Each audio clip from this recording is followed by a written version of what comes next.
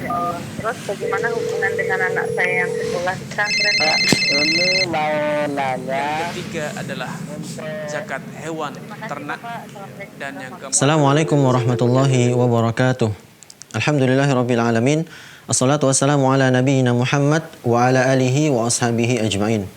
Alhamdulillah pemirsa Fatwa TV dimanapun Anda berada, senang sekali rasanya kami dapat menyapa Anda kembali dalam program live interaktif Fikih Jual Beli dan Muamalah Kontemporer bersama guru kita Ustadz Dr. Muhammad Arifin Badri hafizahullahu taala.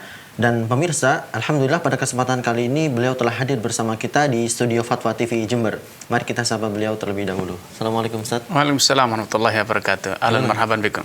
Alhamdulillah Ustaz. Sehat Ustaz? Alhamdulillah sehat, alhamdulillah. Keluarga semua sehat Ustaz ya? Alhamdulillah, apalagi sore ini kita di Jember hujan ya. Masya Allah, ya, alhamdulillah. Barakallahu fiik. Hujan deras tadi Ustaz. Alhamdulillah, masya Allah. Baik, semoga Allah senantiasa menjaga Ustaz dan juga keluarga Ustaz. Amin, antum kadzalik. Amin. Jazakallah khair Ustaz.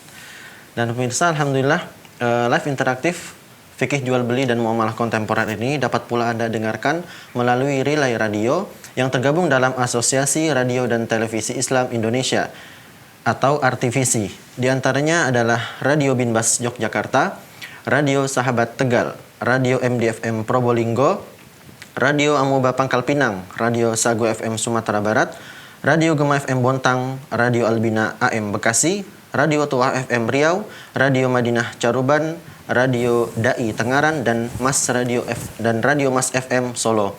Dan pemirsa, bagi Anda yang ingin bertanya langsung kepada Ustadz dapat menghubungi kami secara langsung di 0331 544 6087. 0331 544 6087. Baik, Ustadz, seperti biasa untuk mengawali perjumpaan kita, Ustadz. Baik.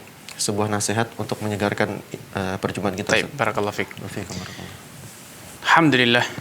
Wassalatu wassalamu ala Rasulillah wa ala alihi wa ashabihi wa man walah ma ba'du. Pemirsa Fatwa TV dan penyimak radio dimanapun Anda berada, Allah Subhanahu wa ta'ala, Zat yang maha pemurah, maha pengasih, dan maha pengampun. Seberat apapun masalah yang Anda hadapi, sesusah apapun problematika yang sedang mendera Anda, maka sejatinya itu sangatlah mudah bagi Allah Subhanahu wa ta'ala. Karenanya kembali ke jalan Allah, senantiasa mengetuk pintu Allah Subhanahu wa ta'ala, itu adalah malja, itu adalah tempat kembali, dan itu adalah silah bagi seorang muslim, senjata bagi seorang muslim dalam menghadapi segala kondisi. Allah Subhanahu wa ta'ala mengisahkan dalam Al-Quran banyak kisah bagaimana Allah Subhanahu wa ta'ala memberikan solusi bagi hamba-hambanya dari cara-cara yang tidak diduga-duga. Ketika Nabi Musa beserta kaumnya terjepit berada di pinggir Laut Merah, Fir'aun beserta bala tentaranya mengejar. Secara kalkulasi manusia, perhitungan manusia, Nabi Musa beserta kaumnya mungkin akan tertangkap dan kemudian akan dibasmi, dibunuh oleh Fir'aun. Sampai-sampai kebanyakan Bani Israel mereka mengatakan, Inna lamudrakun. Wahai Musa, kita pasti tertangkap. Fir'aun pasti bisa menangkap kita. Tetapi keimanan Nabi Musa kepada kuasa Allah, janji Allah bahwa Allah telah berjanji, inna lanansuru rusulana walladzina amanu fil hayatid dunya. Sungguh kami pasti menolong utusan-utusan kami dan orang-orang yang beriman dalam kehidupan dunia ataupun kelak dalam kehidupan akhirat. Tatkala manusia harus mempertanggungjawabkan amalnya di dunia. Nabi Musa dengan yakin, dengan tegar, dengan tenangnya selalu mengatakan, dalam kondisi genting semacam ini, dengan tenang beliau mengatakan, kalla, tidak mungkin mereka bisa menangkap kita. Inna ma'iya rabbi sayahdin. Keyakinan bahwa Allah selalu bersama kita, Allah selalu mendampingi kita, Allah selalu membela, Allah selalu memberikan solusi pertolongan kepada orang yang beriman, itu tidak boleh luntur sedikit pun. Segenting apa, sesusah apapun, sesulit apapun urusan Anda, percayalah, tiada yang sulit bagi Allah Subhanahu wa taala. Allah yatawalla shalihin. Dan Allah telah berjanji dalam banyak ayat bahwa Allah juga akan menyelesaikan semua problematika, semua urusan orang-orang yang soleh. Karena itu, jangan pikirkan kapan datangnya pertolongan Allah, bagaimana Allah akan mengirimkan pertolongan kepada Anda, tetapi pikirkan bagaimana Anda bertakwa, dengan apa Anda bisa istiqomah di atas ajaran Allah Subhanahu wa taala. Karena bila Anda telah berhasil istiqomah, menjalankan perintah, meninggalkan segala larangan dalam segala kondisi, di dalam setiap suasana, pertolongan Allah pasti datang. Dahulu Umar bin Khattab radhiyallahu ta'ala anhu mengatakan, dan inilah yang seharusnya kita katakan dalam segala kondisi kita, inilah ahmilu hamal ijabah. Aku itu tidak pernah mikir, tidak pernah terbebani bagaimana, kapan, di mana, dengan cara apa Allah SWT akan mengabulkan doaku. Tetapi yang aku pikirkan, kapan dan bagaimana seharusnya aku beribadah, bagaimana aku berdoa, bagaimana dan dengan cara apa seharusnya aku beribadah, apa yang harus saya minta. Itulah yang harus kita pikirkan. Pikirkanlah, benahilah diri kita. Allah pasti akan membenahi urusan kita. Percayalah, iman dan takwa tidak pernah berkhianat. Allah tidak pernah ingkar janji. Yang ingkar janji adalah kita. Yang berkhianat adalah manusia. Yang lupa adalah manusia. Allah tidak pernah lupa. Dan waman asdaqu minallahi haditha. Adakah yang lebih jujur dibanding Allah Subhanahu wa taala dalam setiap tutur katanya? Allah pasti jujur, pasti benar. Allah telah berjanji, man amila salihan min dzakarin aw untha falanuhyiyannahu hayatan thayyibah. Siapapun yang beramal saleh, beriman, dari laki-laki ataupun perempuan, Allah akan berikan kepadanya kehidupan yang baik, kehidupan yang damai, kehidupan yang tentram, kehidupan yang bahagia.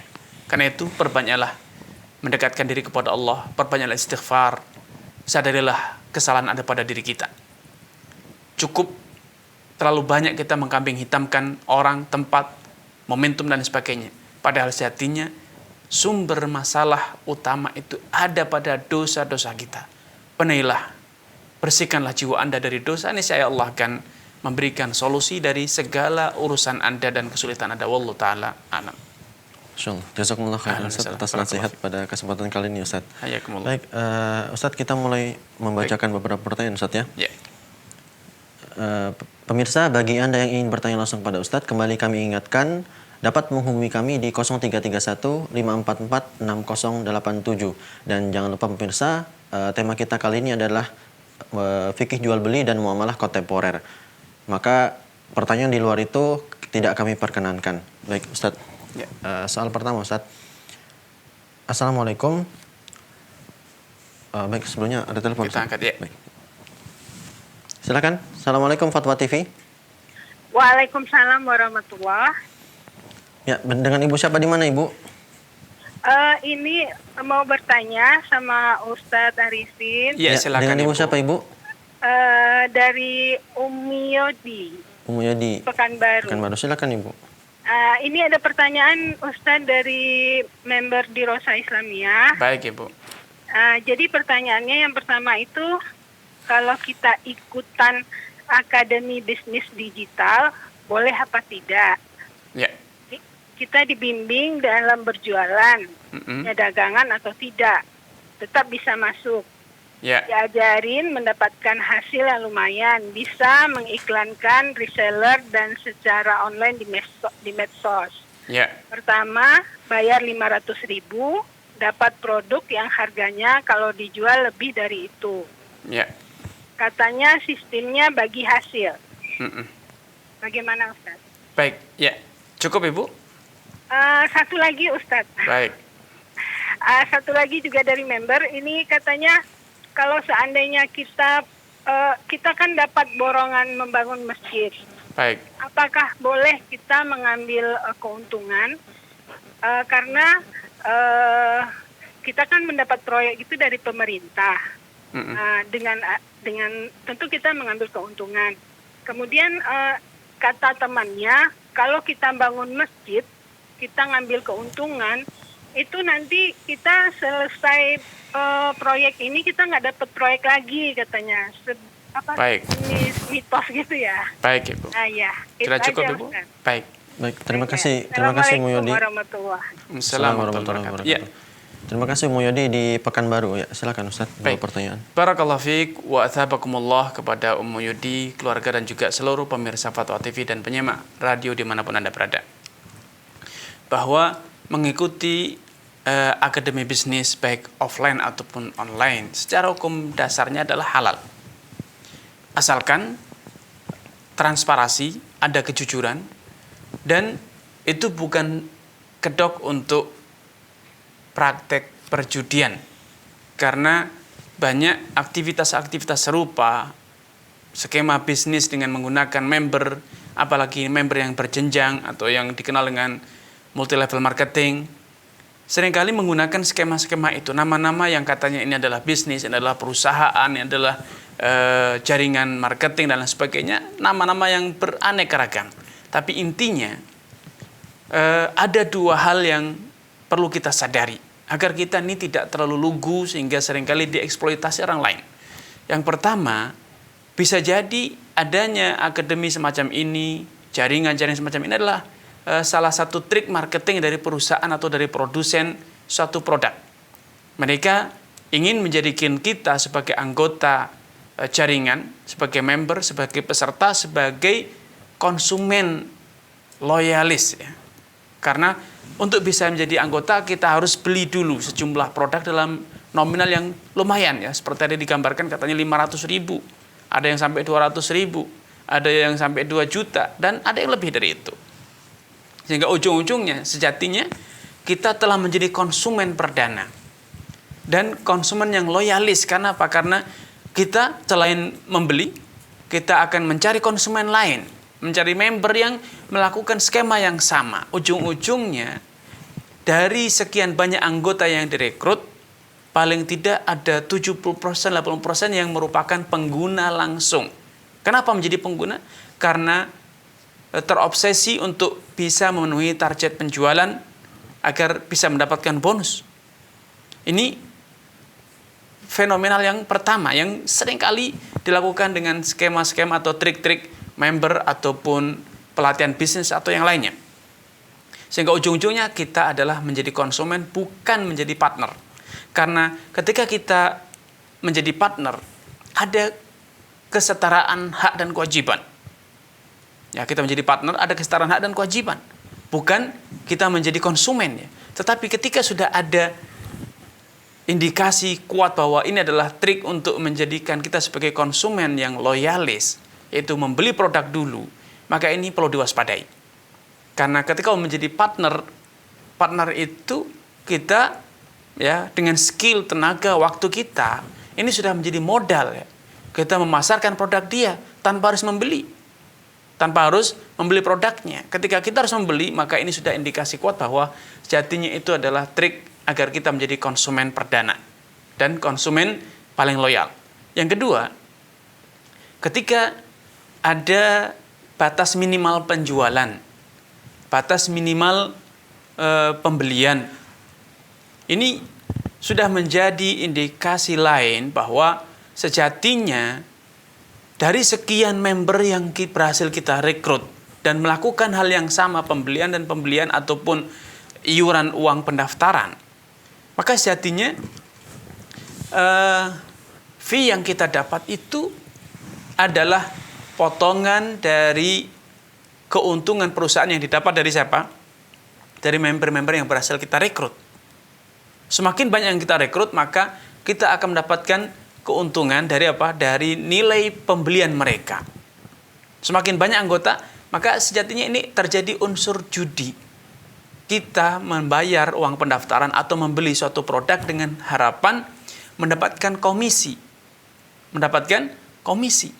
Padahal kalau kita sekali lagi sebagai partner pemasaran, seharusnya kita tidak harus membeli. Kita tidak harus mendaftar iuran. Justru sebaliknya, kalau kita dianggap sebagai karyawan, kita mendapatkan upah, kita mendapatkan fasilitas. Kalau kita menjadi partner, maka partner itu harusnya hitung-hitungan, modal saya berapa, modal Anda berapa. Tetapi ini tidak. Kita store uang pendaftaran dalam nominal yang cukup fantastis, atau membeli produk dalam jumlah atau nominal yang juga cukup besar. Karenanya banyak para ulama mengatakan bahwa skema pemasaran dengan sistem piramid semacam ini, berjenjang, berlevel, itu tidak lebih dari dua hal ini. Kita dieksploitasi menjadi konsumen loyalis, atau kita dijebak dalam skema ponzi, skema judi yang terselubung. Karena itu saya sarankan kepada kaum muslimin untuk menghindari skema-skema yang semacam ini, karena ini syarat dengan eksploitasi dan juga perjudian. Adapun yang kedua, ketika membangun masjid atau pesantren, sekolah, atau fasilitas umum atau sosial yang lainnya, maka sejatinya kita harus pisahkan aspek komersial dari aspek sosialnya. Banyak orang yang mencampur adukkan antara dua hal ini. Pesantren, sekolah, masjid dengan jamaah itu sosial, betul. Pewakaf, dia mewakafkan tanah, mewakafkan bangunan, itu sosial. Tetapi ketika pewakaf membeli tanah untuk dijadikan masjid, pewakaf membeli bahan bangunan untuk dijadikan masjid, pewakaf merekrut tukang bangunan untuk membangunkan masjid yang dia ingin wakafkan. Hubungan antara pewakaf dengan developer, dengan toko bangunan, dengan penjual tanah itu adalah hubungan komersial. Sehingga hubungan sosial itu antara pewakaf dengan jamaah, pewakaf dengan kaum muslimin yang akan memanfaatkan wakaf tersebut. Sedangkan developer, pemborong, penjual bahan bangunan dan lain sebagainya, mereka adalah komersial. Ya, sehingga tidak masalah ketika pada level pembelian tanah, pembelian bahan bangunan, kontrak dengan developer, pemborong, itu murni akadnya adalah akad komersial. Jangan dicampur adukkan. Ketika sudah jadi bangunan, maka saat itulah pewakaf dengan kaum muslimin statusnya sosial. Dia berwakaf, dia bersedekah. Kalau Anda ingin bersedekah, ya silahkan bersedekah. Tetapi pedagang, pekerja yang bekerja, mereka tidak ingin bersedekah. Mereka komersial, jualan bahan bangunan, mereka menjual jasa bekerja di tempat Anda, maka bayarlah hak-hak mereka secara profesional. Belilah dengan cara-cara yang transparan. Ya, jangan ketika Anda membeli bahan bangunan, ketika ditagih pembayaran, kemudian dijawab apa? Ini kan untuk masjid, kok ditagih? Ini kan untuk masjid, kok tepat waktu minta pembayarannya, boleh diulur-ulur sesukanya, ini tentu tidak tepat ya. Sehingga harus dipisahkan dua hal yang berbeda ini, walaupun mereka saling bertautan. Setelah jadi bangunan akan diwakafkan sebagai masjid, diwakafkan sebagai lembaga pendidikan sosial dan lain sebagainya. Wallahu taala a'lam. Jazakumullah khairan, Ustaz. Alhamdulillah. Baik, itu tadi jawaban untuk Ummu Yodi di Pekanbaru. Baik Ustaz, selanjutnya ada pertanyaan dari Devi Damayanti di Provinsi Banten, Ustaz. Ya. Assalamualaikum Ustaz. Mohon izin bertanya. Suami saya minta izin untuk berinvestasi di sebuah wisata kuliner di daerah B. Modal investasi ini bisa dibayarkan secara bertahap, dicicil kurang lebih 2 tahun. Dan saya dituliskan sebagai ahli warisnya, Ustaz. Nah, yang ingin saya tanyakan, jika nanti saya mati terlebih dahulu sebelum utang ini lunas, Ustaz, apakah saya ikut menanggung beban utang itu tersebut, Ustaz? Ya. Jazakumullah khairan. Saudari Damayanti ya. Damayanti. Ya, barakallahu fiik kepada saudari Damayanti. Semoga Allah Subhanahu wa taala menampakkan taufik dia kepada Anda, keluarga, dan juga seluruh pemirsa dan penyimak radio dimanapun Anda berada. Ada satu hal yang perlu ditelusuri lebih lanjut. Investasi tetapi store modalnya bertahap. Padahal apalagi bertahapnya panjang, 2 tahun ya. Padahal usaha investasi ini belum tentu survive selama tempo waktu tersebut. Bisa jadi baru setengah tahun sudah kolaps, sudah bangkrut. Padahal investor belum lunas membayar modalnya. Ini perlu ditelusuri. Kok seperti itu skemanya? Ini satu hal yang menimbulkan tanda tanya. Dan kemudian ketika investasi, yang namanya investasi, pemodal itu akan berhak mendapatkan keuntungan profit sharing. Ya, Kalau itu usahanya sudah berjalan, maka seharusnya sejak usaha itu berjalan mulai ada hitung-hitungan laba ataupun rugi. Nah, sehingga bagaimana caranya menghitung laba atau rugi kalau ternyata investor belum lunas membayar modalnya? Kecuali bila ada pihak ketiga yang nalangi terlebih dahulu. Dikatakan A silakan berinvestasi di tempatnya si B senilai 200 juta. Anda saya talangi dulu 200 juta. Kemudian Anda cicil ke saya sebesar 200 juta selama sekian lama waktunya. Sehingga untung atau rugi A tetap saja harus membayar 200 juta kepada si C yang pihak yang menalangi. Ini masih logis tapi kalau hubungannya hanya A dan B langsung investasi. Sedangkan modal yang terstore atau yang harus distorkan oleh si A itu dicicil, sedangkan B sudah running, sudah berjalan usahanya, maka ini menimbulkan tanda tanya. Lalu modal usaha yang selama ini dijalankan dengan modal siapa? Kalau ternyata si A belum lunas modalnya. Ini perlu ditelusuri lebih lanjut, sehingga secara hukum saya belum bisa menjawab halal atau haram itu dari sisi investasinya. Kemudian kedua, ketika istri ditulis sebagai ahli waris, ya memang ditulis atau tidak ditulis memang statusnya istri adalah calon ahli waris dengan syarat bila suaminya meninggal terlebih dahulu, maka istrilah yang akan menjadi ahli waris. Tetapi kalau faktanya sebalik dari itu, istri justru meninggal terlebih dahuluan, ya istri meninggal terlebih dahulu, maka dia bukan ahli waris, dia bukan sebagai yang mewarisi, tapi justru dialah yang diwarisi oleh suaminya. Harta istrilah yang akan diwarisi oleh siapa? Oleh suami beserta ahli waris yang lain. Sehingga tidak perlu ada kekhawatiran dari sisi kalau mati duluan. Tetapi yang perlu harus digali adalah hukum investasinya itu sendiri. Kok ada investasi sistem atau store modalnya dicicil? Lalu seperti apa kondisi investasi sebelum investor lunas tersebut? Ini yang perlu dikaji lebih dalam, dicari informasinya lebih tuntas, lebih jelas. Seperti apa kok ada investasi store modalnya dicicil? Bisa jadi memang itu sedang proses pembangunan gedung dan schedule pembangunannya 2 tahun, sehingga pembayaran atau store investasinya modalnya sesuai dengan termin pembangunan. Kalau memang itu kondisi yang terjadi, maka tidak masalah, sesuai dengan rencana realisasi pembangunan. Tetapi ketika investasinya sudah running, sudah berjalan, investasi rumah makan sudah berjualan, sudah dibuka, kemudian investasinya bertahap, nah ini yang mencurigakan. Ya, padahal setiap bulan mereka akan mulai hitung-hitungan, atau mungkin di setiap periode tertentu mereka sudah mulai kalkulasi keuntungan dan kerugian. Maka ini bisa jadi ada 2 hal yang sekaligus digabungkan, utang piutang, di mana B menghutangi kepada si A dengan skema utang piutang, ya, dan piutang tersebut akan digunakan sebagai modalnya si A dalam usahanya si B. Maka ini ada akad utang piutang dan ada akad investasi. Dalam prinsip syariat, investasi itu adalah akad komersial, utang piutang itu adalah akad sosial. Rasulullah SAW telah menyatakan satu pernyataan yang ini merupakan kaidah besar dalam kasus-kasus semacam ini. Nah, Rasulullah SAW an salafin wa bai'.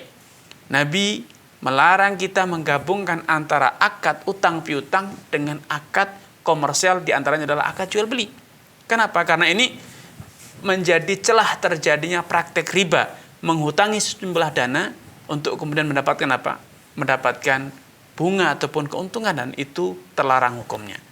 Sehingga Saudari Damayanti perlu ditelusuri apa yang sejatinya terjadi pada investasi suami Anda. Wallahu taala a'lam. Jazakumullah khairan, Ustaz. Itu jawaban untuk Ibu Damayanti di Banten tadi. Baik Ustaz, selanjutnya ini pertanyaan dari saudara kita Firman di Provinsi Jawa Barat. Assalamualaikum Ustaz. Saya mau bertanya bagaimana hukumnya memakan buah, bagaimana hukumnya memakan buah-buahan yang pohonnya dipupuk menggunakan kotoran manusia atau benda-benda najis, dan bagaimana hukum jual belinya, Ustaz? Ya. Jazakumullahu khairan. Baik. Dari saudara Firman ya. Firman di Jawa Baik, Barat. barakallahu fiik kepada saudara Firman atas kebersamaannya. Semoga Allah Subhanahu wa taala menambahkan taufik hidayah kepada Anda, keluarga, dan juga seluruh pemirsa Fatwa TV dan penyimak radio dimanapun Anda berada. Buah-buahan itu ada dua model. Buah-buahan yang pohonnya berbatang keras seperti mangga, jeruk, dan yang serupa. Maka proses fotosintesis dari akar sampai ke daun kemudian berubah menjadi buah itu panjang. Dan sudah bisa dipastikan kotoran manusia atau benda najis tersebut akan terurai secara alami. Sehingga buah-buahnya tidak akan terkontaminasi oleh benda najis tersebut. Maka kalau itu yang terjadi, maka tidak masalah dan buahnya halal. Asalkan ketika dipetik tidak jatuh kemudian terkena najis. Ya, kalau jatuh terkena najis maka harus dibasuh terlebih dahulu sampai bersih dari kotoran yang najis tersebut. Tetapi bila buah-buahan itu adalah buah-buahan yang dihasilkan dari batang yang lunak, ya, apalagi merambat seperti mentimun, seperti tomat, dan yang sejenis.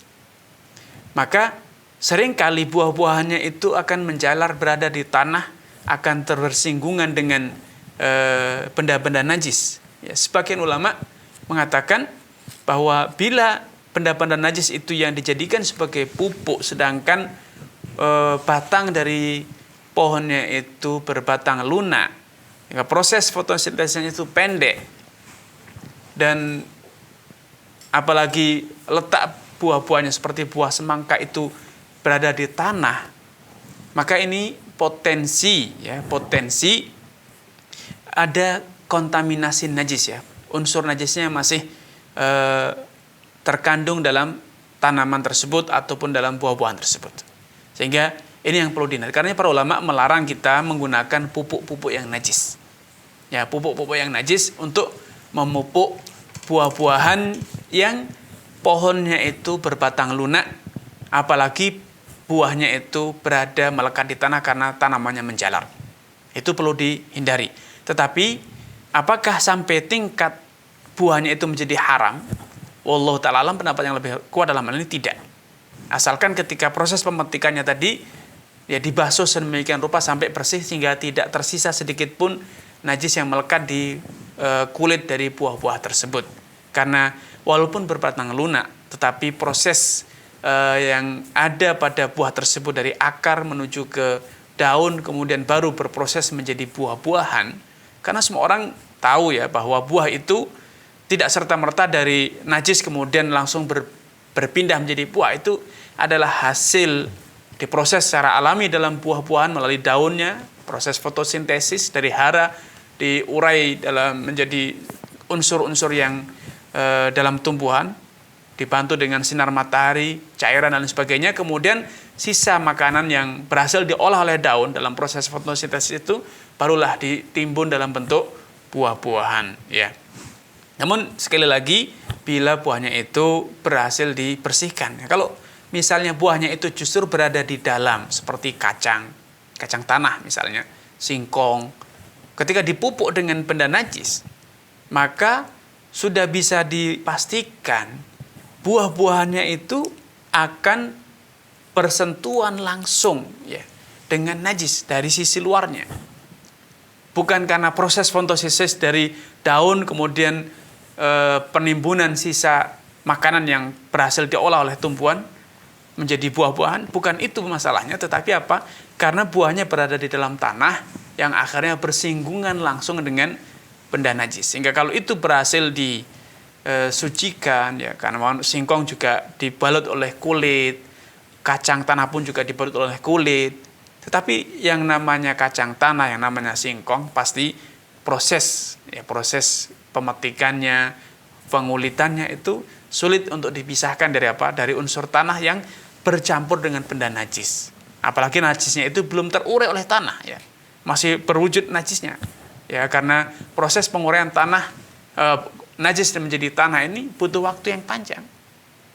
Tetapi ketika benda najis itu sudah diproses secara alami menjadi kompos, ya, proses pembusukan dan kemudian bercampur menjadi ini, terurai oleh hewan-hewan tanah, cacing dan lain sebagainya, kemudian menjadi hara, menjadi tanah, maka menurut pendapat yang rajih, pendapat yang lebih kuat, dan ini salah satu yang pendapat yang dikuatkan oleh Imam Ibnu Taimiyah, benda najis ketika terproses secara alami menjadi benda lain, ya, kotoran manusia terurai secara alami oleh tanah, oleh binatang-binatang tanah, cacing dan sejenisnya, kemudian menjadi unsur hara, menjadi pupuk, kompos, maka dia tidak lagi najis, tetapi menjadi suci, ya, menjadi suci.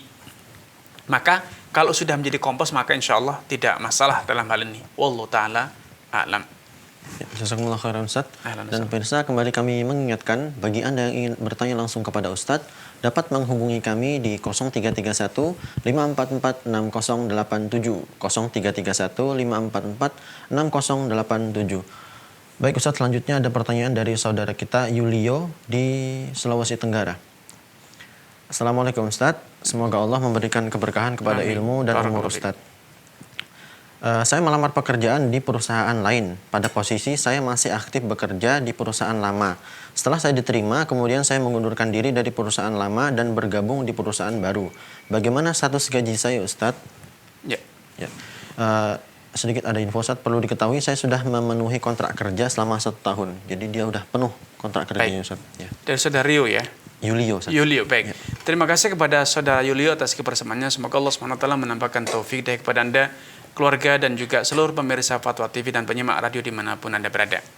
Bila Anda telah memenuhi kontrak kerja dengan perusahaan A, maka tidak masalah kalau kemudian Anda berpindah kepada perusahaan B. Ya. Dan kalaupun Anda belum memenuhi kontrak, tetapi Anda baru memproses untuk pengajuan di perusahaan B, baru bekerja di perusahaan B setelah kontrak Anda selesai, walaupun proses pengajuannya Anda masih aktif di perusahaan A, maka tidak masalah karena Anda tidak melanggar kontrak. Anda betul-betul memenuhi kontrak perjanjian kerja Anda dengan A penuh, ya, 1 tahun penuh. Baru setelah selesai 1 tahun Anda baru berpindah kepada B, walaupun proses pendaftaran atau pelamaran di perusahaan B itu Anda lakukan di saat Anda masih aktif sebagai karyawan di A, maka tidak masalah karena Anda sama sekali tidak melanggar perjanjian kerja dengan A. Beda halnya bila Anda tiba-tiba resign, minta berhenti, mengundurkan diri dari A, gara-gara Anda diterima di B, padahal kontrak kerja Anda belum selesai, maka ini bermasalah secara hukum. Anda tidak memenuhi kontrak kerja yang telah disepakati, padahal Allah Subhanahu wa taala berfirman, ya ayyuhalladzina amanu aufu bil uqud. Orang yang beriman, penuhilah perjanjian yang telah Anda sepakati. Al-muslimun ala syurutihim, kata Nabi. Seluruh kaum muslimin wajib memenuhi perjanjian atau persyaratan yang telah disepakati. Sehingga kalau ini yang terjadi, maka Anda berdosa karena Anda mengkhianati perjanjian yang telah disepakati. Tapi karena yang Anda utarakan tadi, Anda berpindah kepada B setelah selesai dari kontrak dengan A, maka insya Allah tidak masalah. Wallahu ta'ala alam. Ya, jazakumullah khairan Ustaz. Itu tadi jawaban untuk saudara Yulio di Sulawesi Tenggara. Baik, Ustaz, sudah ada penelpon yang bergabung. Kita angkat, ya. Kita angkat, Ustaz, ya. Assalamualaikum Fatwa TV. Waalaikumsalam, Mas. Ya, dengan Bapak siapa di mana? Dengan Fahri di Bekasi. Fahri di Bekasi. Silakan Bapak. Ya, Assalamualaikum Ustaz. Waalaikumsalam warahmatullahi wabarakatuh. Silakan Pak Fakhri. Apa nanya lagi Ustaz? Ya. Ini yang pertama ada pertanyaan Ustaz. Ketika ada ini Ustaz, kita bolehkah ketika kita bekerja di sebuah lembaga sosial, niatnya emang sosial gitu Ustaz, tapi si pemilik lembaga ini dia tuh coba bangun bisnis yang katanya itu untuk nantinya keuntungannya itu dibagi untuk unit yang sosialnya ini Ustaz. Ya. Nah, tapi karena kan untuk pas awal-awal untuk bangun unit bisnisnya, butuh modal. Karyawan ini kan dari lembaga yang sosial itu, Ustaz. Jadi Baik. kan dananya itu kan dari umat gitu, Ustaz. Ya. Nah itu gimana, Ustaz, hukumnya? Katanya sih cuma sementara sampai bisnisnya udah jalan, baru nanti digajinya dari yang unit bisnis. Tapi kan nggak tahu gitu. Bisnisnya ini kapan bisa profit gitu, Ustaz. Baik. Itu hukum penghasilannya gimana, Ustaz? Yang pertama. Ya, maaf sebelumnya, apakah modalnya itu murni dari lembaga sosialnya itu atau bercampur? Yang paling besar sih dari umat gitu, Ustaz. Ya. Tapi sebagian ada dari donatur gitu, Ustaz. Donatur dari si pemiliknya ini, Ustaz. Ya, donaturnya itu apakah dia berdonasi dalam hal ini dia sosial atau dia investasi di situ? Kalau yang donatur dari dari kolam si pemiliknya saya kurang tahu, Ustaz. Cuman kalau yang umat ini untuk sosial niatnya. Baik. Itu sebagian besar dari situ dananya. Baik. Iya, itu penghasilannya gimana, Ustaz? Baik, sudah cukup? Yang kedua, ini Ustaz, ada pertanyaan hukum beli emas.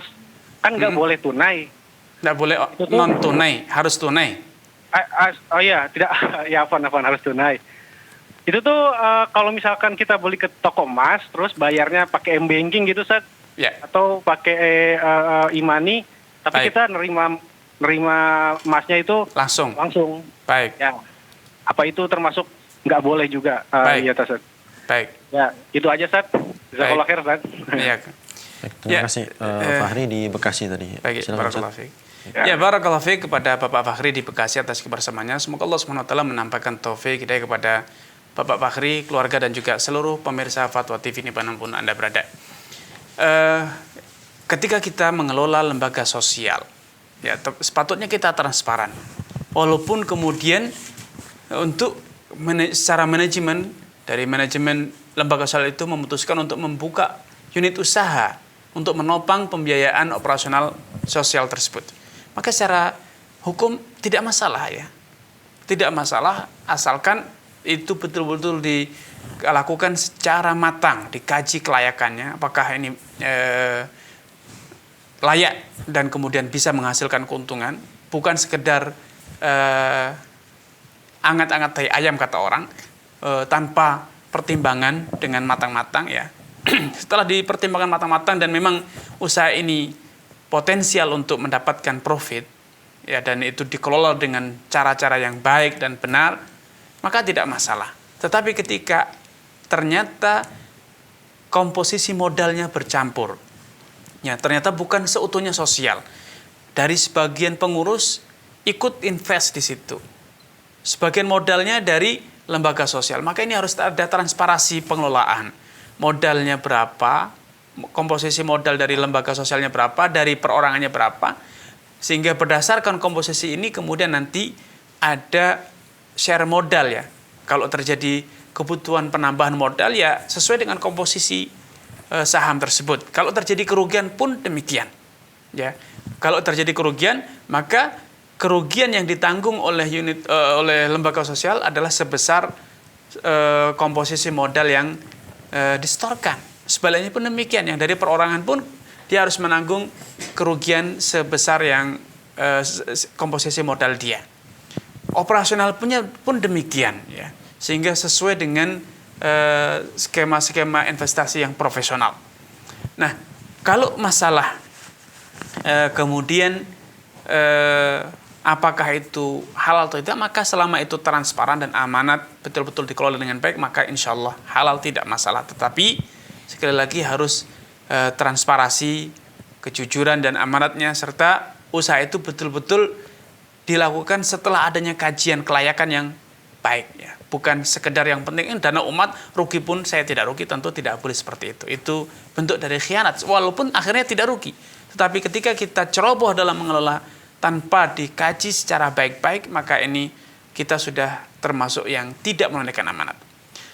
Yang kedua, tadi Pak Fahri bertanya tentang pembelian emas ya, dengan skema pembayaran mobile banking atau internet banking atau menggunakan e-money ya. Kalau itu tunai alias transfer langsung, sejumlah pembayaran harus dilakukan, dan kemudian setelah transfer baik menggunakan mobile banking, internet banking atau yang lain, kemudian fisik emas langsung diserah terimakan kepada pembeli, maka tidak masalah. Ya, skema pembayaran dengan e-money ataupun transfer melalui mobile banking itu tidak keluar dari konteks tunai, sehingga halal. Tetapi kalau ternyata pembelian itu dari jarak yang berbeda, ya dari kota yang berbeda, transfer setelah transfer kemudian emasnya baru dikirim, maka ini tidak memenuhi kriteria tunai. Sehingga pembelian emas secara hukum tidak boleh dilakukan secara online. Kenapa? Apalagi bila pembelian itu kepada toko emas atau tengkulak ya. Kenapa? Karena tidak bisa terjadi serah terima fisik emas setelah akad ya, setelah akad. Sehingga ini secara tinjauan hukum bermasalah. Wallahu taala alam. Jazakumullah khairan Ustaz. Itu tadi jawaban untuk Bapak Fahri di Bekasi. Ya. Baik Ustaz, selanjutnya ini ada pertanyaan dari Saudara Dodi di Provinsi Riau. Tapi sebelum itu ada penelpon yang bergabung Ustaz. Kita angkat Ustaz. Assalamualaikum Fatwa TV. Waalaikumsalam warahmatullahi wabarakatuh. Ya, dengan Bapak siapa di mana? Dengan Ami di Rawamangun, Jakarta. Kami di Rawamangun. Silakan Bapak.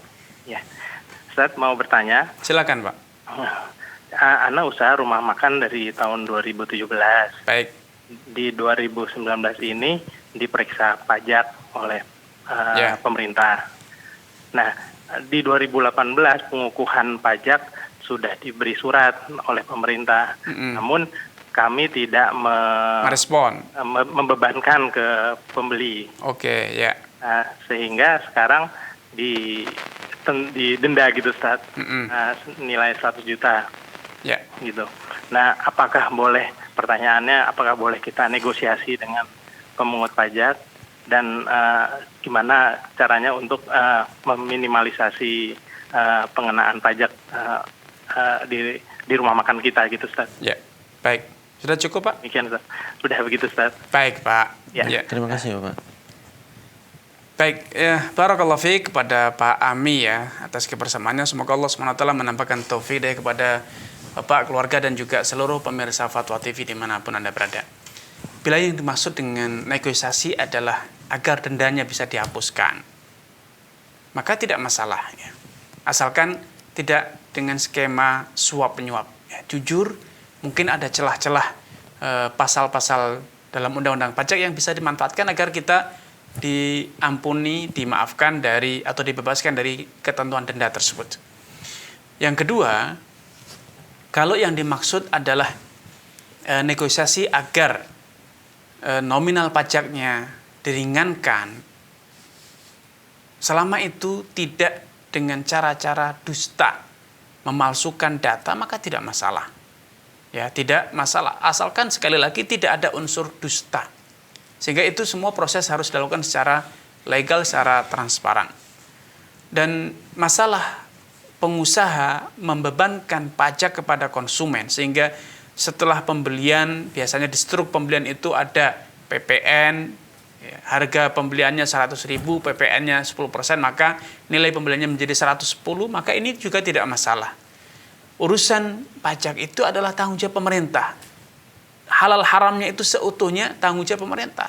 Konsumen, baik sebagai penjual ataupun sebagai pembeli yang dipungut pajak, maka ini sebagai korban, sebagai objek, tidak menanggung dosa. Seutuhnya itu adalah tanggung jawab pemerintah. Sehingga pungut saja dari konsumen, sampaikan bahwa ini adalah pungutan dari pemerintah, bukan dari kami. Sehingga apapun yang kami pungut akan kami setorkan. Karena kalaupun tidak saya pungut, saya yang akan dipungut oleh pemerintah. Hingga secara hukum, sebagai pengusaha dan sebagai masyarakat yang dalam hal ini sebagai konsumen, tidak ada resiko dari sisi halal haramnya. Halal haram pajak itu seutuhnya ditanggung oleh pemerintah dalam hal ini. Sehingga tanpa perlu ada risau atau rasa beban merasa bersalah karena telah memungut pajakan, itu bukan kewenangan kita. Dari zaman dahulu pungutan-pungutan semacam ini sudah terjadi ya. Dan itu para ulama juga menyatakan itu seutuhnya tanggung jawab dari para penguasa di setiap masa ya. Di zaman dulu juga ada pungutan semacam ini. Di zaman para raja-raja dulu, para khalifah-khalifah dulu, walaupun di zaman Nabi tidak ada, di zaman para khalifah Rasyidin tidak ada. Para zaman dinasti Umayyah juga tidak ada. Di zaman-zaman akhir Abbasiyah dan yang lainnya baru ada pungutan-pungutan semacam ini. Dan ini sekali lagi itu adalah tanggung jawab pemerintah yang memungut, bukan tanggung jawab pengusaha yang dipungut ataupun konsumen yang dipungut. Wallahu taala a'lam. Jazakumullah khairan Ustaz. Itu tadi jawaban untuk Bapak Ami di Jakarta. Baik, kita lanjutkan pertanyaan dari Dodi di Riau tadi Ustaz. Ya. Assalamualaikum Ustaz. Saya jualan kue bolu kepada saudara saya seharga 80.000. Saya menjual kepada saudara seharga 80.000 per box. Kemudian kue itu dijual kembali oleh saudara saya setelah dibungkus menjadi kecil-kecil dengan harga 100.000 per box. Akan tetapi dia baru membayarkan uang 80.000 tadi setelah dagangan dia laku, Ustaz, kurang lebih 1 pekan. Bagaimana hukum jual beli seperti ini, Ustaz? Jazakumullah khairan. Ya, saudara Dodi ya. Dodi di Riau, Ustaz. Barakallahu fiik kepada saudara Dodi di Riau atas kebersamaannya. Semoga Allah SWT menambahkan taufik hidayah kepada Anda, keluarga, dan juga seluruh pemirsa Fatwa TV dan penyimak radio dimanapun Anda berada. Bila ada kejelasan waktu pembayaran, alias ada tempo waktu, bahwa saudara Anda tadi akan melunasi pembayaran yang 80.000 itu dalam tempo waktu sebulan, 2 bulan, misalnya maksimal.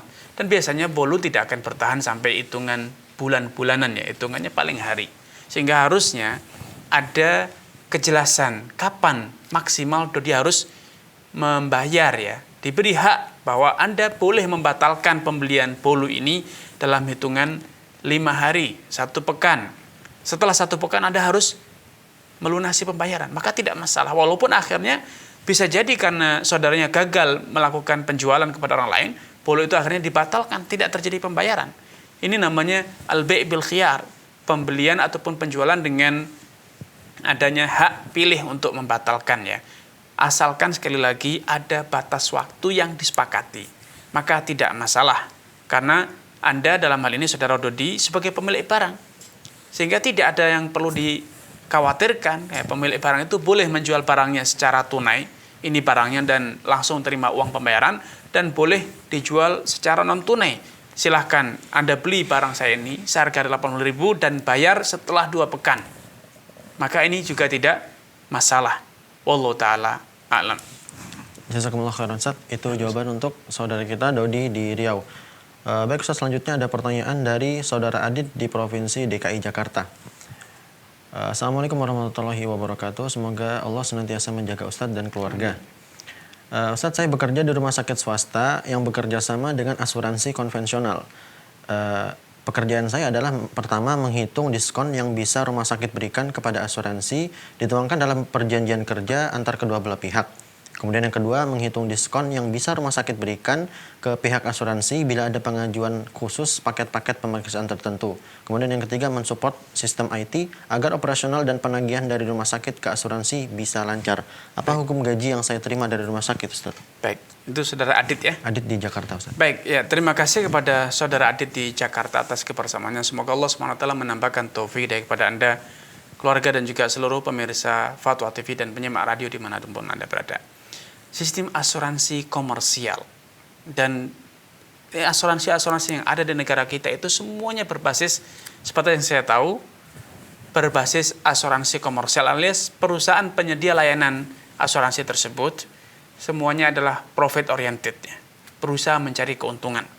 Nah, sehingga skema atau sistem asuransi mereka itu adalah asuransi yang syarat dengan praktek riba dan gharar.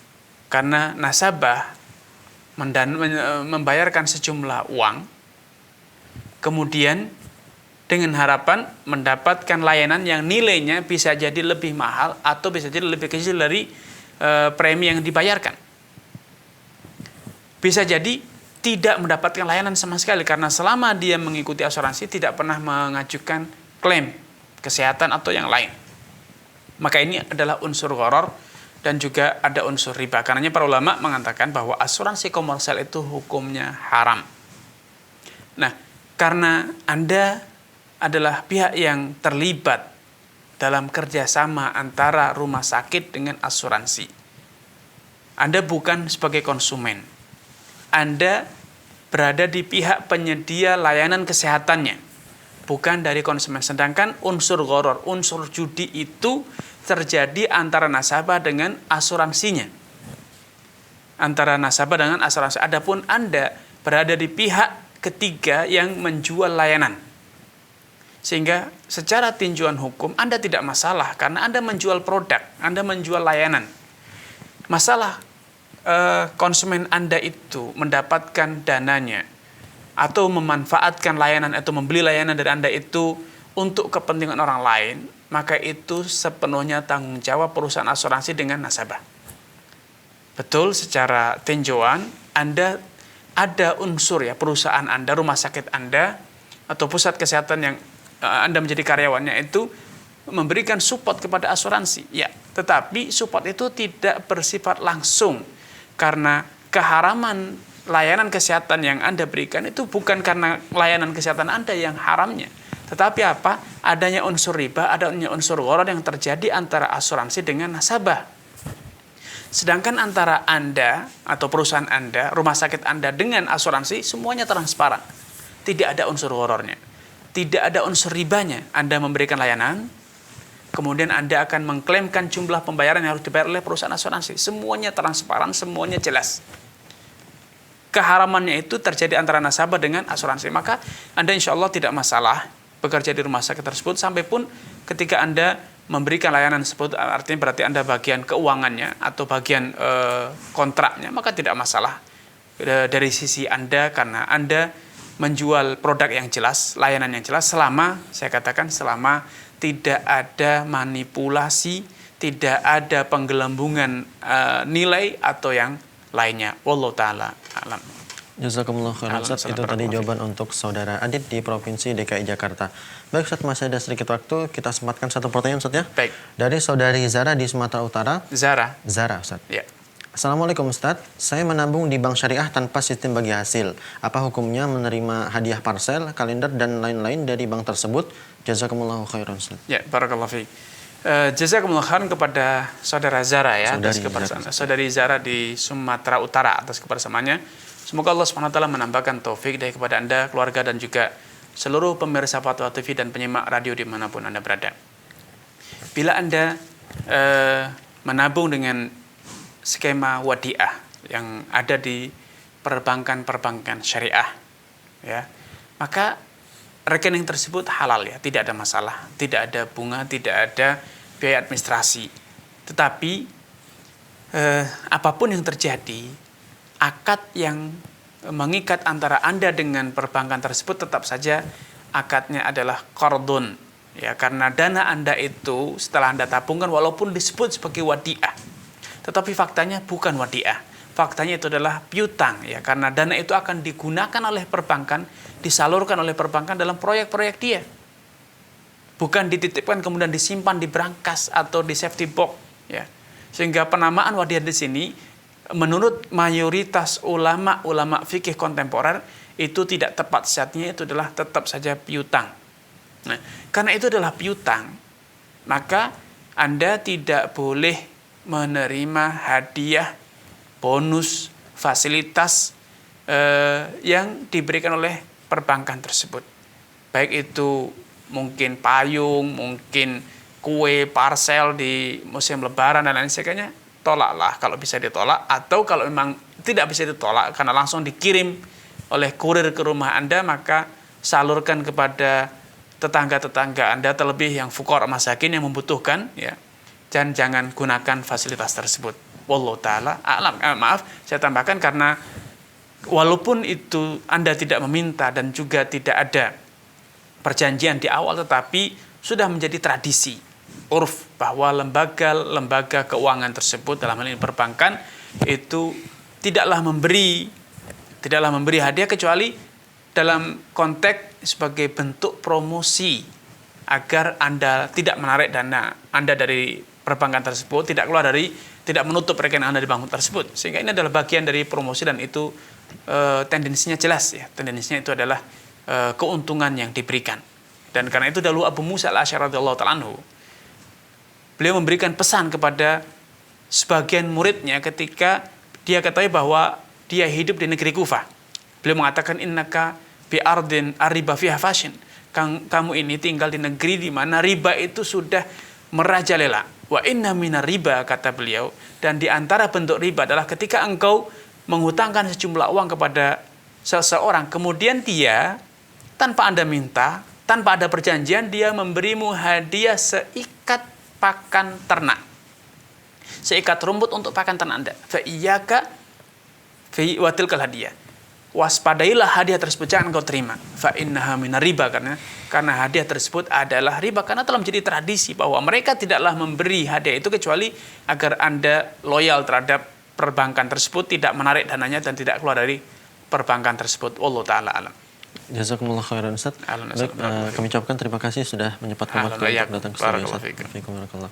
Baik pemirsa, saksikan terus live interaktif Fatwa TV mulai hari Senin sampai dengan Jumat. Dan pemirsa, informasi seputar Dewan Fatwa Perhimpunan Al-Irsyad Fatwa TV dapat Anda saksikan, dapat Anda simak melalui website www.dewanfatwa.com. Dan pemirsa, itulah tadi live interaktif fikih jual beli dan muamalah kontemporer. Kami mewakili kerabat kerja yang bertugas. Mohon maaf apabila ada salah-salah kata. Wabillahi taufiq wal hidayah. Wassalamualaikum warahmatullahi wabarakatuh. Ya Allah. Terus bagaimana hubungan dengan anak saya yang sekolah di pesantren, Pak? Ini mau nanya. Ketiga adalah zakat hewan ternak, dan yang keempat adalah zakat perdagangan.